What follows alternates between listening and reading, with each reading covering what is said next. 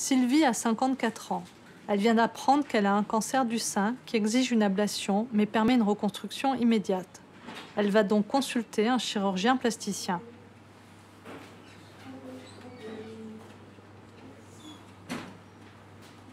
Ce qu'on vous a expliqué, c'est que c'était un cancer du sein qu'on appelle un cancer in situ. C'est un cancer qui a la particularité de ne pas diffuser dans le reste de l'organisme et de rester localisé. C'est ce que vous aviez bien, bien compris. D'accord. Excusez-moi un instant, je vous embête. D'accord. Mettez votre main sur mon épaule, laissez tomber votre coude, relâchez-vous. D'accord. Bon, et de l'autre côté, tout va bien. Oui.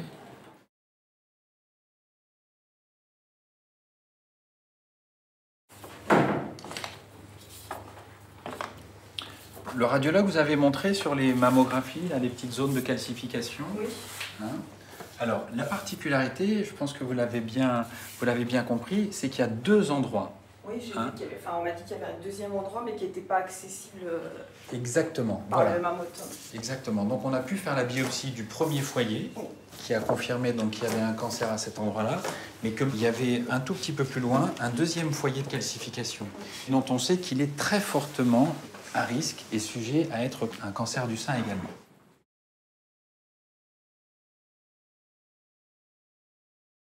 Malheureusement, par rapport à la taille de votre sein et le fait qu'il y ait ces deux lésions à retirer, si on vous fait un traitement qui vous garde votre sein, on risque de déformer le sein de façon très importante. Et comme après, pour finir de traiter le reste du sein qu'on laisse en place, il faut faire de la radiothérapie, on n'est pas sûr de pouvoir réparer votre sein dans de bonnes conditions. Donc chez vous, le traitement qui garde votre sein n'est probablement pas la meilleure solution à cause des conséquences qu'il y aurait après et par rapport à la taille de vos seins. C'est pour ça qu'on vous proposerait plutôt de faire une ablation complète du sein.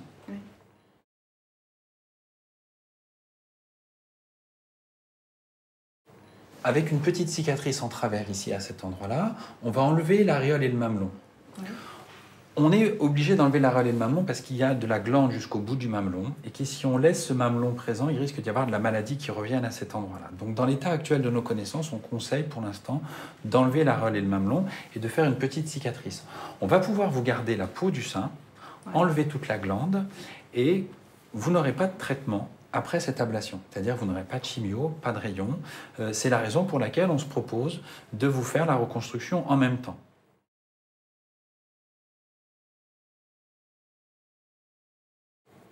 Pour reconstruire le sein, on a la possibilité soit d'utiliser une prothèse, soit éventuellement d'utiliser vos propres tissus. On pourrait éventuellement discuter de reconstruire votre sein en prenant la peau et le muscle au niveau du dos. C'est ce qu'on appelle un lambeau dorsal. Donc ça veut dire une petite cicatrice dans le dos, derrière, au niveau du bandeau de soutien-gorge. On prend de la peau et du muscle et on reconstruit le sein avec la peau, le muscle et la graisse du dos. L'avantage de la reconstruction avec vos propres tissus, c'est qu'on a un sein qui est peut-être un petit peu plus souple, un peu plus naturel et plus stable dans le temps.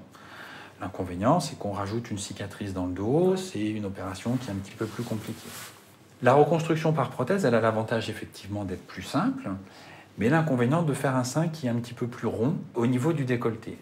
On pourrait vous proposer, si vous le souhaitiez, de mettre une petite prothèse de l'autre côté. Est-ce que c'est quelque chose qui éventuellement... Oui, j'aimerais mieux que ce soit des deux côtés pareils. Bien sûr, tout à fait. Donc ce qu'on pourrait vous proposer, c'est effectivement de faire dans la même opération, donc l'ablation du sein, la reconstruction en mettant une prothèse à gauche de façon à vous redonner du galbe et du volume, et on mettrait forcément une prothèse un petit peu plus volumineuse parce qu'on mettrait dans le même temps une toute petite prothèse au niveau du sein droit, et là pour le coup on ferait une petite cicatrice. Et la cicatrice, elle serait où à droite? Alors la cicatrice, on a la possibilité de la faire soit autour de l'aréole, soit dans le pli du sein.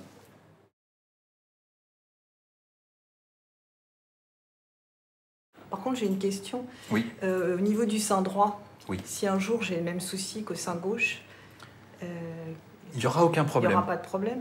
Le fait d'avoir une prothèse à visée esthétique, entre guillemets, du côté droit, ne gênera en rien ni l'examen clinique de la palpation des seins, ni la surveillance avec les mammographies, ni même si jamais il y avait besoin de faire une ponction, une biopsie. Ou même une ablation si c'était nécessaire. Et si par malheur, on avait besoin de faire une chirurgie pour un nouveau cancer à droite, le fait d'avoir une prothèse ne gênerait en rien ni la technique chirurgicale qu'on aurait à vous proposer, ni même les modalités de reconstruction.